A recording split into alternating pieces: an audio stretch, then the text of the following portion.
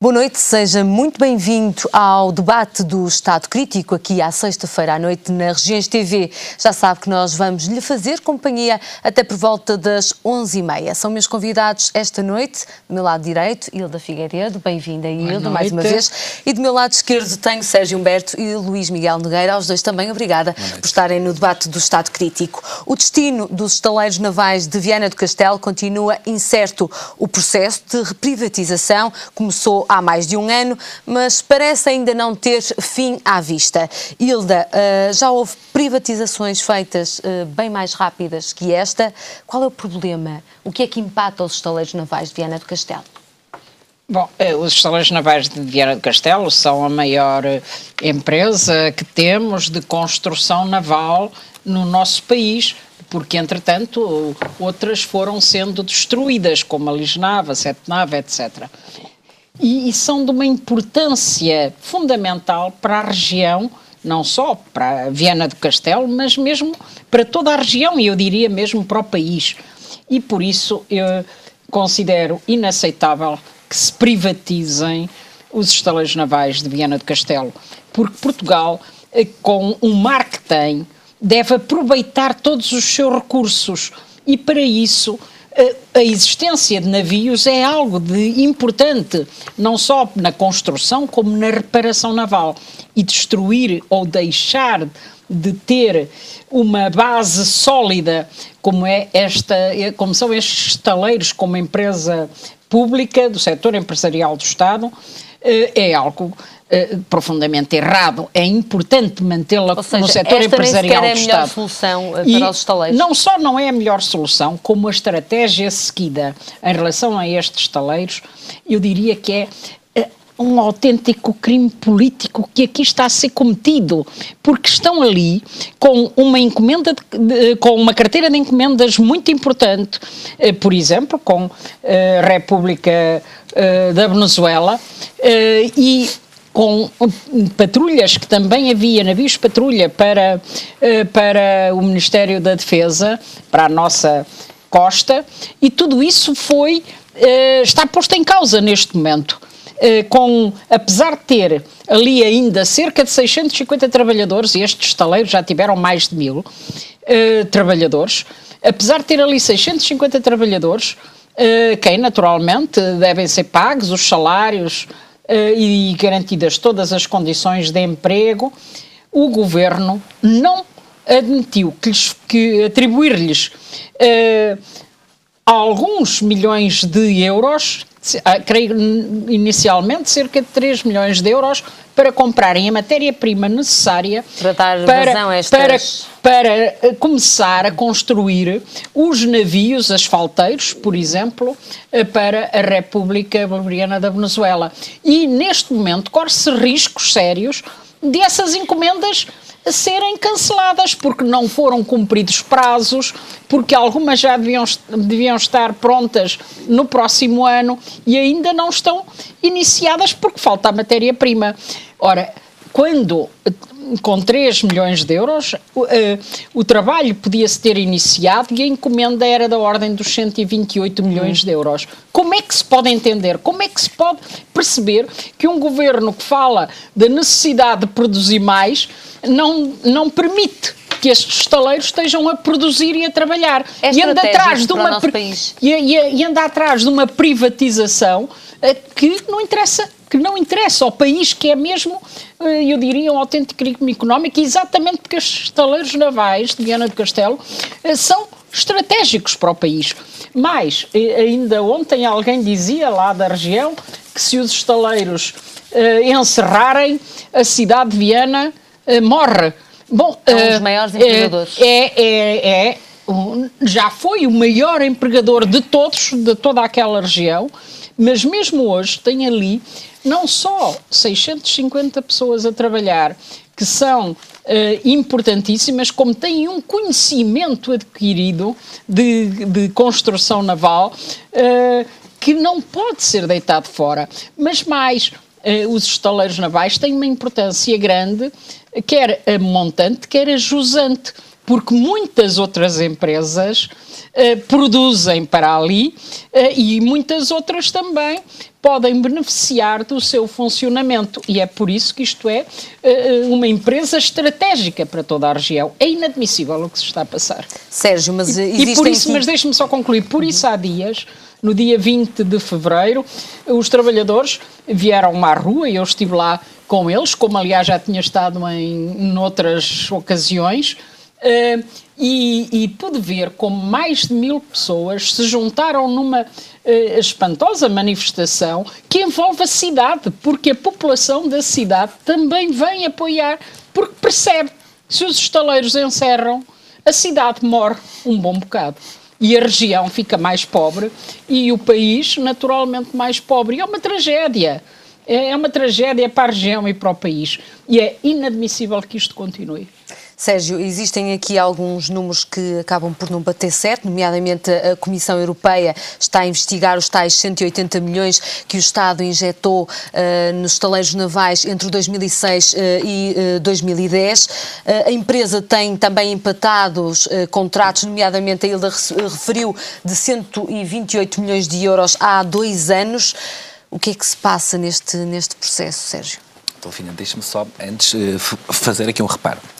Eu estou de acordo que os estaleiros navais de Viana do Castelo é das maiores empresas de construção naval do país e tem todo o interesse, quer para a região, quer para o país.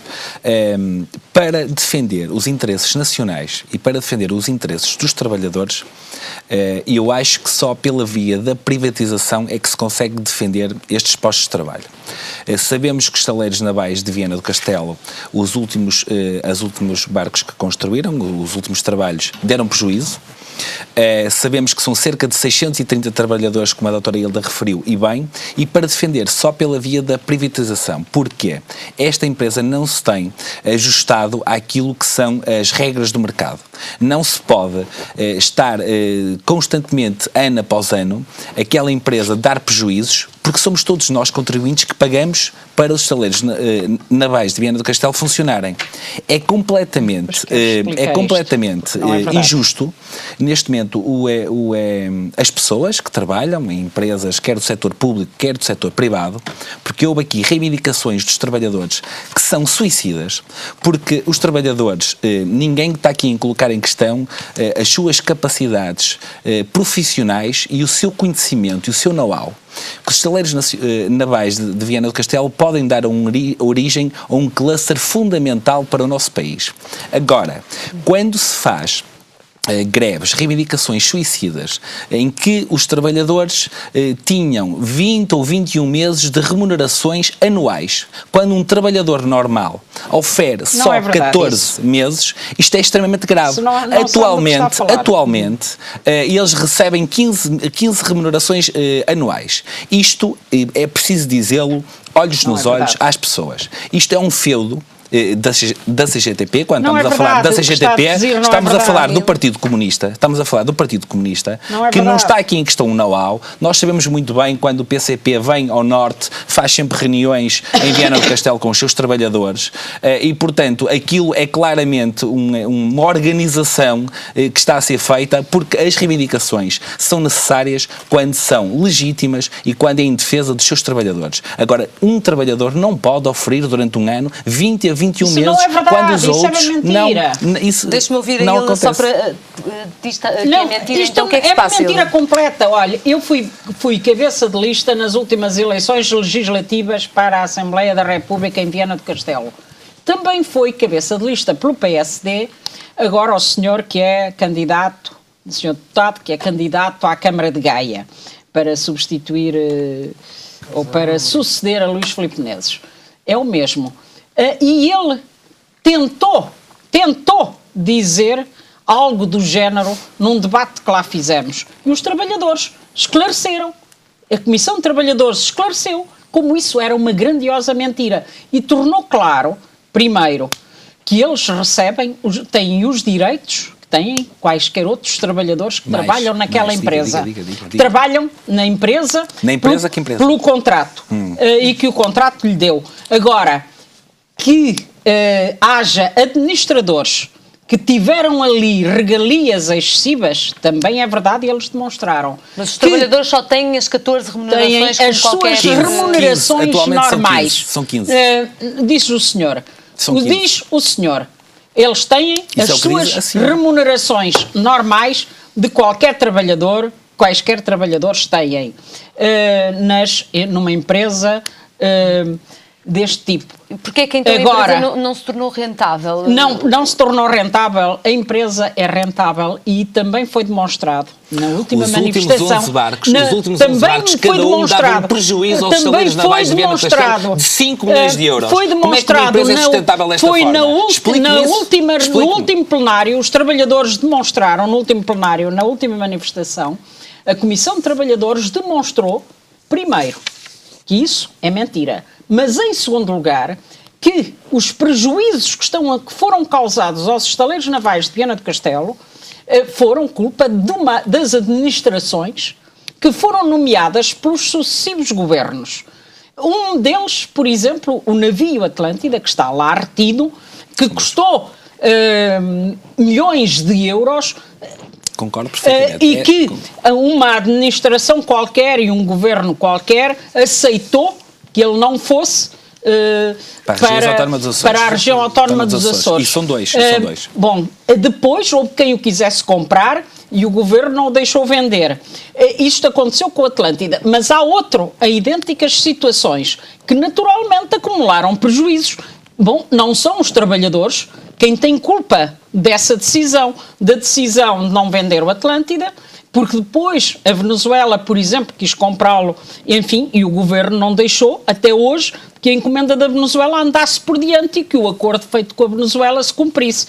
Depois, mas bem, esta privatização pode dar agora com outros agentes externos de quererem ser mais competitivos, de quererem ganhar dinheiro. Mas um problema não é de competição, o problema é de haver um governo ou de haver governos empenhados em que os estaleiros navais de Viana do Castelo possam ser rentáveis, possam prosseguir, e possam ter o seu futuro. E o que o governo atual quis foi destruir os estaleiros navais de Viana do Castelo.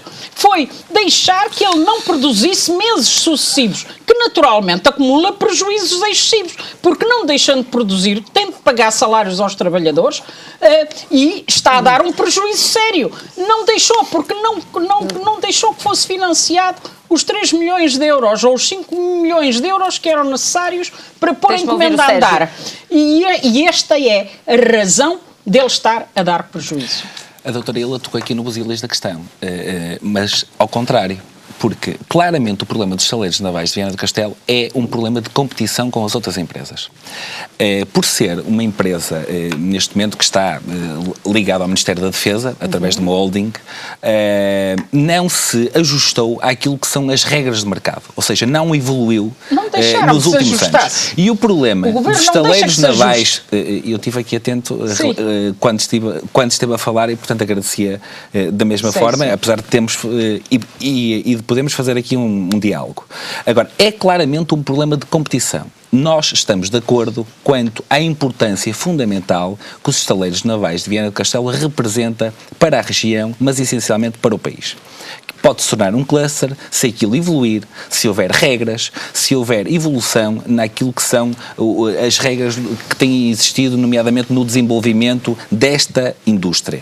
Agora, é fundamental com que seja aqui referido que no passado recente demonstrou-nos que e nomeadamente, e já referiu a doutora Hilda, que há coisas inadmissíveis que se passaram com os dois barcos, no fundo, pedidos pelas regiões autónomas dos Açores e depois por uma pequena característica, um requisito, que não fizeram a recepção desses barcos. Claro que isto dificultou e dificulta a vida dos estaleiros navais de Viana do Castelo. Agora, não é este governo que quer acabar com os postos de trabalho. Aliás, este governo está sensibilizado em defender os postos de trabalho, porque é claramente um colapso social e este governo tem essa sensibilidade. O governo anterior é que queria colocar para privatizar 400 trabalhadores, falando e utilizando os termos utilizados muitas vezes pela doutora Hilda, no olho da rua. E, portanto, eu percebo muito bem onde é que dói à doutora Hilda. É que aquilo, volto a referir, é utilizado muitas vezes pelos partidos políticos, coisa que não devia fazer, em defesa, sim senhora, dos trabalhadores, mas não enquanto seu feudo. Temos que defender os trabalhadores, mas não pedindo reivindicações que são suicidas. Volto a repetir. Se um grupo estrangeiro conseguir ficar com os estaleiros navais, as regras vão mudar?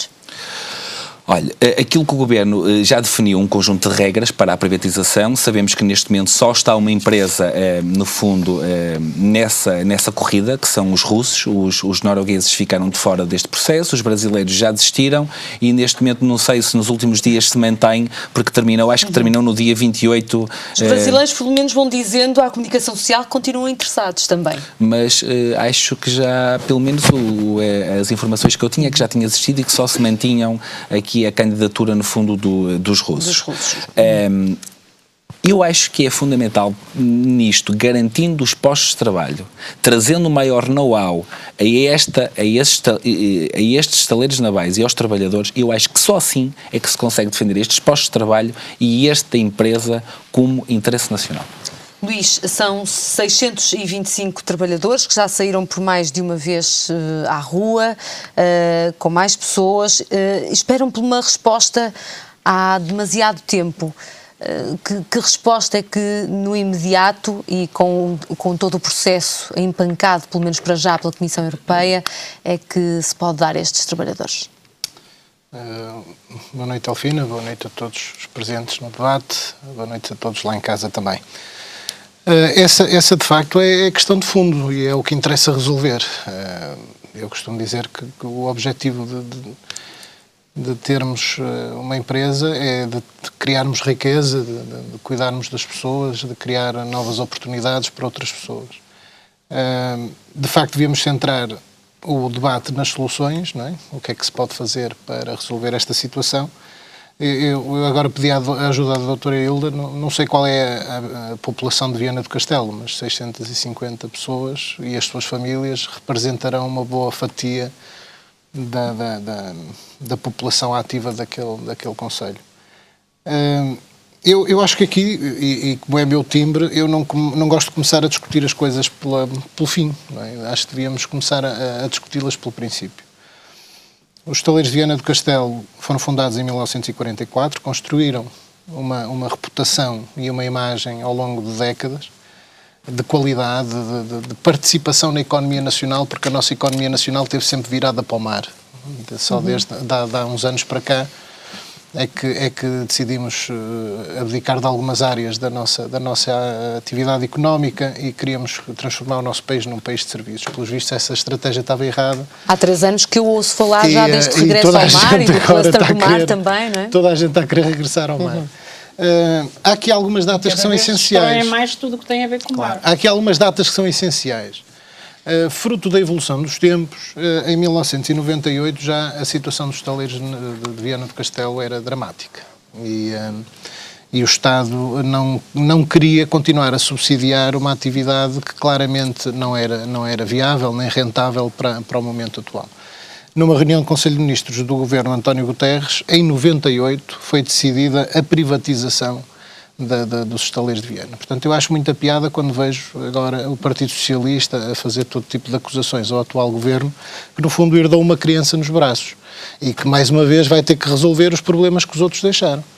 Porque eu recordo também que já no final do governo Sócrates, em 2010, 2011, a solução era pôr 400 e tal pessoas no desemprego. Portanto, este governo herdou o problema. E outro problema, esta situação ainda não se resolveu porque a Comissão Europeia está a investigar a subsidiação direta do Estado aos estaleiros de Viana entre 2006 e 2010 nos tais 180 milhões de euros. E sendo assim, se há lá dinheiro público, não se pode privatizar sem acautelar o interesse público. Nomeadamente utilizando verbas comunitárias que seriam destinadas a se calhar a outro tipo de atividade. Portanto, não se pode investir fundos comunitários numa empresa e depois querer-se privatizá-la ou vendê-la sem que isso seja acautelado. Portanto, e recordo que em 2006, 2010, quem estava no poder era o governo socialista. Mas há aqui outra data que é essencial também referir, e eu não posso deixar passar isto em branco. Em 2003, quando o governo Durão Barroso tomou posse e o Ministro da Defesa era o Dr. Paulo Portas, nós herdamos neste país uma situação dramática, não só nos estaleiros de Viana do Castelo, mas noutras empresas estratégicas para a economia nacional. Eu lembro as OGMA, por exemplo, as Oficinas Gerais de Manutenção da Aeronáutica, portanto, que eram empresas que estavam falidas e prontinhas para fechar e para pôr centenas de pessoas na rua. As OGMA foram recuperadas em 2 anos e hoje são das empresas do ramo mais competitivas da Europa. Os estaleiros de Viana do Castelo, possivelmente, esse governo não teve tempo, não é, devido ao golpe de Estado de 2006, em que um governo com maioria absoluta foi posto na rua, não teve tempo, se calhar, de resolver esse problema, como se calhar também poderia ter resolvido o problema da Bombardier e de outras empresas ligadas ao Ministério da Defesa. O caso dos estaleiros navais, eu recordo ainda que foi tentado recuperar a situação dramática que viviam em 2013 através da encomenda, por exemplo, das lanchas rápidas que o Estado português fez aos estaleiros de Viana do Castelo. O que é que o governo Sócrates faz? Parece que tem um ódiozinho de estimação pelos estaleiros de Viana do Castelo, que eu considero essenciais para o desenvolvimento de uma estratégia nacional virada para o mar e da posta no mar. Então vamos destruir o know-how que está ali naqueles trabalhadores. Um trabalhador daqueles demora anos e anos a formar. Aquele conhecimento, aquela técnica que eles têm, demoram anos e anos a formar. Portanto, o problema dos estaleiros, como o Sérgio disse bem, é da falta de competitividade. Mas, se calhar, também é de falta de encomendas. E não há encomendas, porque na estrutura atual da empresa não é viável. Eles não conseguem ser competitivos. As que existem estão paradas neste Pois, o que é que aconteceu? Olha, e não só estão paradas as que existem, como o governo atual anulou uma encomenda que havia de navios patrulha.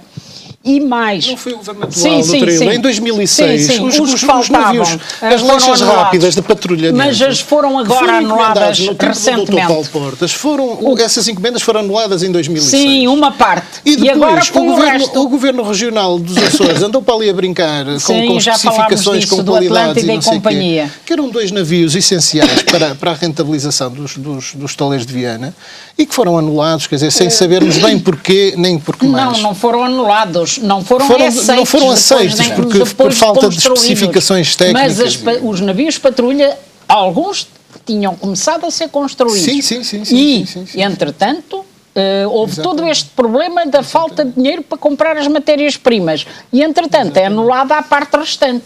Mas não só. Pronto, é anulado pelo governo. Quer uma parte pelo anterior, outra pelo atual. Claro. Mas não só.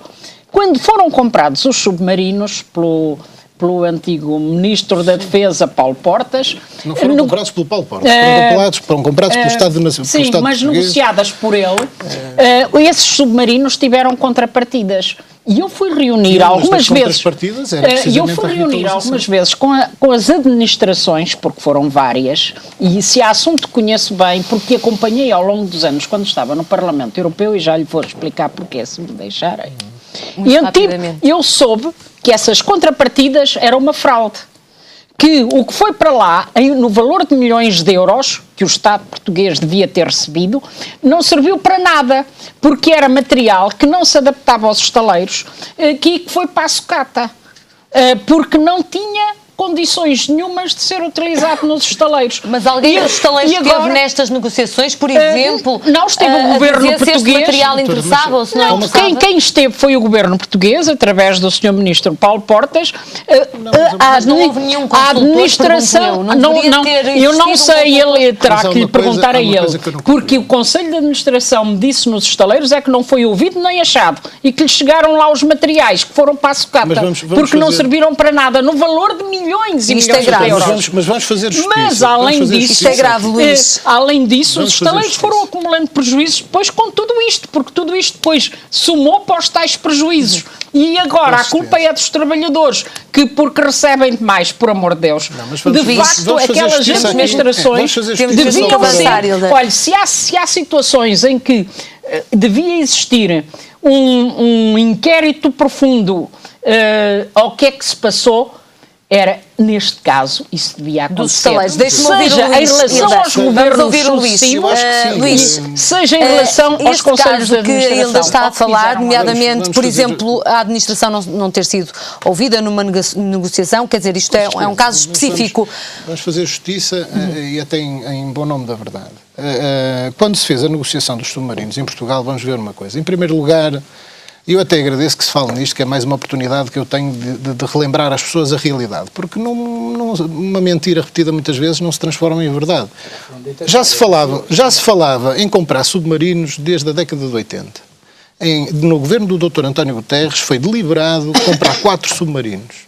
O Dr. Paulo Portas, quando assumiu a pasta da defesa, como nenhum de nós percebe nada de submarinos, o que é que ele fez? Remeteu o assunto para a Armada decidir, que são as pessoas que percebem de submarinos, no sentido de manter a nossa escola submarina, que tem mais de 100 anos, e tendo Portugal a zona económica exclusiva que tem, e precisava de manter a sua capacidade submarina em ativo, e recebeu a informação que não eram precisos 4, bastavam 2, e que em vez de estar a comprar 4 Citroëns, podia comprar com o mesmo preço 2 BMWs ou 2 Mercedes, foi o caso.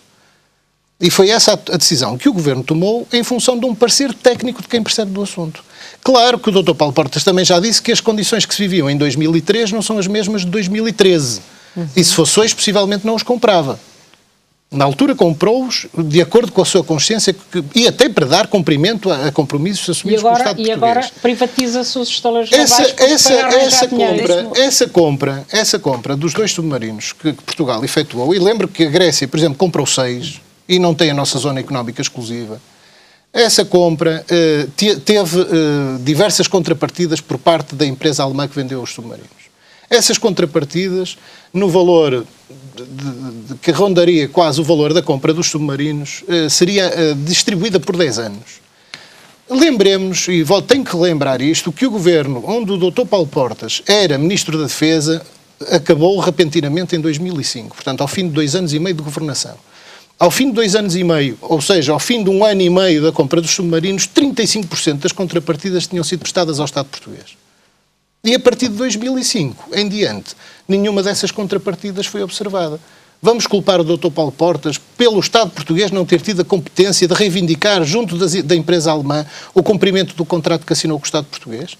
As pessoas lá em casa perguntam-se é que os dossiês não podem ficar esquecidos. Com certeza que isso é que não pode acontecer. Agora, ou foi por incompetência, ou por outra coisa pior, que quem lhe sucedeu na pasta da defesa depois não soube exigir da empresa alemã o cumprimento do contrato que tinha com o Estado português. Agora, não vamos estar sistematicamente a acusar a pessoa que assinou o contrato em 2003, que se calhar com as melhores das intenções, se cometeu alguma ilegalidade, ele é o primeiro e eu corroboro, investigue-se e se encontrarem alguma ilegalidade que se punam os responsáveis, porque nós vivemos num Estado de Direito. Agora, não vamos andar aqui a fazer chicana política e sempre que... Não é chicana política. Não, doutora, eu não estou a acusar disso. Vamos avançar, vamos mesmo ter que avançar. Sempre que a oposição ao CDS não tem argumentos, lança os submarinos falar. Primeiro dizer boa noite ao Albino Almeida, que se juntou a nós neste debate. Seja bem-vindo. Regressando aos estaleiros... Este é um processo, o processo de reprivatização que já dura há mais de 1 ano. Neste ano a empresa tem, de facto, se degradado. Ou seja, interessa saber também se daqui a meio ano ou mais 1 ano deste processo ainda existirão reais interessados nestes estaleiros navais, Albino Almeida. Eu gostava de olhar para isto como sempre tenho olhado desde que estou aqui neste programa. Aproveitava de dizer boa noite a todos os que estão aqui, os que estão em casa. Gosto de olhar para isto do lado do homem da rua, que viu vários governos, que viu vários ministros, do meu lado na educação, e que não partilho rigorosamente nada da postura daqueles que, quando são os nossos, fizeram tudo bem, quando são os outros, fizeram tudo mal.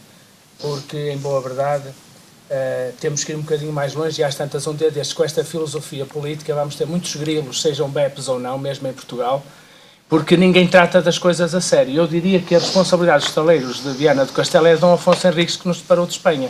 Talvez se ele tivesse feito de outra maneira, e se ele hoje fizesse parte da vida política ou partidária, também não faltaria quem o atacasse. Portanto, isto para o homem da rua não traz nada de novo.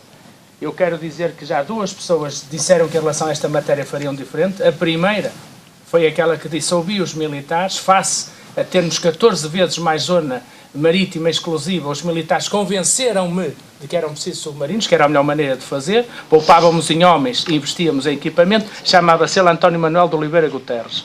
E disse-o claramente: se fosse hoje, provavelmente, fiz mal, já o veio dizer em público. Outro, Paulo Sacadura Cabral Portas, veio dizer mais ou menos a mesma coisa. Se fosse hoje, não fazia. Bom, era bom que pensássemos, já aqui foi falado um outro, de que normalmente acusam todos os males. Teve uma mão pesada o engenheiro José Sócrates, Carvalho Pinto Sousa, seu nome completo, quando assinava aqui, dava cabo de Itália, da França, da Espanha, deu cabo da Irlanda, era uma mão pesada. Já percebemos que era. Curiosamente, foi a mesma mão que fez o Centro de Tecnologia que esta semana descobriu uma nova forma de abordar o cancro, porque tem condições para os jovens investigarem e também estarem na ponta do conhecimento e da investigação. E é desse lado que eu gosto de olhar para o que os governos deixam. A história, espero bem. Nós, no tempo da ditadura, também só falávamos da história que interessava. A Trágica ao Marítimo andava para lá escondida num livro qualquer. Mas existiu. Portanto, o país tem momentos bons e momentos menos bons. Eu queria olhar para os momentos bons. Olha, foram momentos bons, como eu disse aqui na última vez que cá estive, o retrocesso, porque felizmente no governo, como hoje se viu, também não há pensamento unânime, apesar de tudo, não é? Há um pensamento troglodita e traulitério, há um pensamento sério. Hoje o Ministro da Defesa mostrou ter um pensamento sério sobre os problemas do país. Não foi isso depois que eu vi nos grupos parlamentares, mas isso também já faz parte, às vezes, transformar aquela casa num circo. Desculpem-me lá a franqueza, mas é por isso que depois aparecem os grilos falantes. E, portanto, o que acontece é isto. Nós temos que olhar para este problema como ele se coloca. Portugal, diz Filipe Menezes, tem um governo exageradamente seguidista em relação a Bruxelas. Disse-o há dias num programa da RTP, no programa de caras. Foi taxativo, é insuspeito porque é de PSD. Portanto, espero que não haja aqui nenhuma leitura enviesada. Foi ele que disse demasiado seguidismo. O que é que isto dá? Dá que, de facto, desde que fomos bons alunos em 91, nós demos cabo da agricultura, demos cabo de um conjunto de, ainda para mais, gastámos um balúrdio com o Sr. Porter, na mesma altura que estávamos a dar cabo delas, estava o Sr. Porter a dizer: preservem isto, que é uma coisa que um dia também era bom explicar, não só para a gente perceber como é que um membro do governo estava a chamar uma pessoa, que ainda hoje está, basta ler o relatório Porter para ver que está atualíssimo, e era também, precisamente nessa altura, que Portugal era bom aluno, justamente porque trocava dinheiro, muito dinheiro, para destruir a pesca, para destruir um conjunto de setores decisivos para os quais agora se quer olhar. E, portanto, se agora se quer olhar, há que fazer o que hoje percebi do tom de voz alto e eficaz do Ministro da Defesa. E eu raras vezes estou de acordo com ele, mas tenho que reconhecer que ele hoje esteve bem, quando na Assembleia da República disse: é preciso fazer de outra maneira. E uma das coisas que é preciso fazer de outra maneira é dizer assim: meus senhores, nós tivemos o BPM, nós tivemos o BPP, nós tivemos aqui uma grande confusão importada dos rapazinhos que em 1980 chegaram aos Estados Unidos, os matemáticos, e tomaram conta do JP Morgan e de outros bancos e companhia limitada, e que trouxeram ao mundo esta tragédia em que hoje estamos afundados. Portanto, é bom que nós, digamos assim, o país tem uma estratégia para o mar, tem uma estratégia para a construção naval, quer aplicá-la. E, portanto, quem já perdeu tantos milhões, não é os 180 milhões que estão nos estaleiros que haveriam de impedir uma estratégia nacional para os estaleiros. É preciso falar grosso a Bruxelas por uma vez, quer dizer, já que nós temos que pagar, que diabo, deixem-nos ao menos ganhar dinheiro para pagar. É o mínimo que alguém que deve. O mínimo que alguém que deve tem o direito de exigir ao credor é: deixe-me trabalhar. E até a frase ficou ligada ao atual Presidente da República, na altura em que se sentiu um bocadito apertado na praça pública, e disse: deixem-nos trabalhar. Porque é que o país, com 900 anos de história, não há a dizer à Europa: desculpem lá, nós temos uma estratégia, deixem-nos trabalhar. Agora, não nos tirem o dinheiro, não nos obriguem a pagar o dobro, e, portanto, parece ser a Europa o problema que impede em vários governos, só assim posso imaginar, que a solução dos estaleiros se trate. E, portanto, a Europa, na minha opinião, na opinião daqueles que estão neste momento em Viana, certamente preocupados, das tais 650 pessoas que vão estar ali crianças, vão estar ali famílias, etc. Se calhar farão 2.000 pessoas. Certamente gostariam que o país, não uma lógica de defender só os estaleiros, mas tudo o que anda à volta dos estaleiros, dissesse a Bruxelas: nós temos aqui condições. Sabe porquê, Delfina? É que eu acho extraordinário como é que se ilude. Teve aí uma história que também teve o seu tempo. Veio para a comunicação social, enxovalharam-se pessoas, enxovalhou-se um programa. Como amanhã há uma manifestação nacional, hoje o Ministério da Educação, o Secretário de Estado veio dizer que vai começar a tirar o amianto das escolas. A gente sabe que aquilo vai demorar muito mais do que as férias da Páscoa, portanto foi uma tentativa de aplanar o caminho para amanhã não haver assim grandes confusões. Porquê? Porque nós paramos a parque escolar. E porquê que paramos a parque escolar? Foi um assalto, dizem-nos. Pois bem, Delfina, eu digo aqui alto e bom som a quem nos estiver a ouvir. Vão ver que materiais, qual é a origem dos materiais que equipam as escolas da Paz Escolar. Todos alemães. Curiosamente, os submarinos são alemães e as contrapartidas eram alemães. É isto que vale a pena perceber, porque todos nós sabemos que os ministros são os últimos a assinar. Tal como o guarda-redes é o último a sofrer o golo. Mas antes a bola passou por muitos. Alemão no nosso país. Não tenho dúvidas que o lobby alemão está à vista dos olhos. Manda na comunidade europeia. Até já houve quem nos dissesse: aguentem, porque quem tem dinheiro é quem manda. E, portanto, se assim for, temos muitas explicações que é preciso nós, como povo, libertarmos-nos desta ditadura, que é, a senhora não tem, ela também, e deixe-me aqui ver isto do lado de quem lê isto tudo, ela também tem razão. Para nós termos uma moeda forte, capaz de se impor no mundo, nós precisamos ter convergência orçamental. Agora vamos lá ver uma coisa. Quantas horas nos demora a ganhar em rolhas, em vinho ou em calçado, o que ela ganha num Mercedes topo de gama, que depois vende aos desgraçados que andam a viver acima das suas possibilidades? Não é? Eu aqui à porta da televisão vi pelo menos 2 quando entrei, e o meu também é alemão, mas é um Asta. Portanto, este ponto é muito claro. A Alemanha não tem viabilidade sem a Europa, e agora começou a perceber isso. De maneira que o que tem que acontecer é quem deve ter a honra, deve sempre dizer: eu vou pagar, e deve esforçar-se por pagar. Agora, se nos tiram os meios de produção, se nos tiram as condições de pagar, e se nós temos, atenção que eu não sei se temos, percebe? Eu, homem da rua, não sei se existe uma política que permita integrar os estaleiros numa estratégia. E eu acho que sim, com tanto mar por aí, como dizem os brasileiros, faz sentido que nós pudéssemos ter construção naval. Já recebemos a 7 nave, a Lisnave, havíamos desaparecido. E não se esqueçam de uma coisa, vou citar o Ministro das Finanças, para terminar a minha parte. Foi hoje Vítor Gaspar que disse: somos um povo de marinheiros que resistirá a mais esta tormenta. Pois bem, marinheiros sem barcos a resistir a tormentas é capaz de ser difícil. O Luís queria dar mais chega, Luís. Possivelmente. Eu quero dar uma chega no sentido de completar aquilo que o Albino Almeida, tão sabiamente, como sempre, diz e traz este debate. A melhor maneira de nos libertarmos da tirania do credor é não contraindo dívidas. Por isso é que eu defendo que a melhor maneira de nos livrarmos da tirania de quem nos oprime, de quem nos emprestou dinheiro, esses safados que nos emprestaram dinheiro, não é?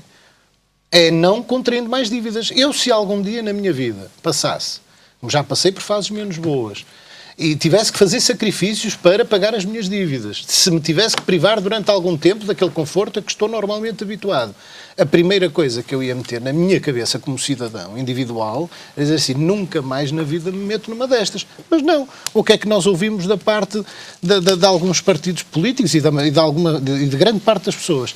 Não, isto só se resolve com mais dívida. Portanto, vamos fazer investimento público. Não, mas quem fez essa dívida... Vamos fazer mais dívida ainda, olha, o que é para prolongarmos a agonia e vivermos em cada vez mais agonia. Não, mas é preciso ser honesto e dizer que quem fez a dívida foi o setor financeiro.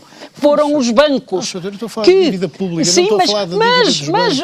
Mas esse é que é o problema. É que transformaram essa dívida privada... Agora, na dívida pública somos nós a pagá-la. Não, é que transformaram essa dívida privada em dívida então pública. Vá-se perguntar ao Ministro Teixeira dos Santos, e nós tivemos que pagar a dívida do BPN, a dívida do BPP, a dívida do BCP, a dívida do Banif, e continua este governo... Mas este governo não meteu ainda agora 1.100 milhões de euros no Banif e não só nacionalizando uma parte, nacionalizando 90%, mas entregando a gestão aos privados.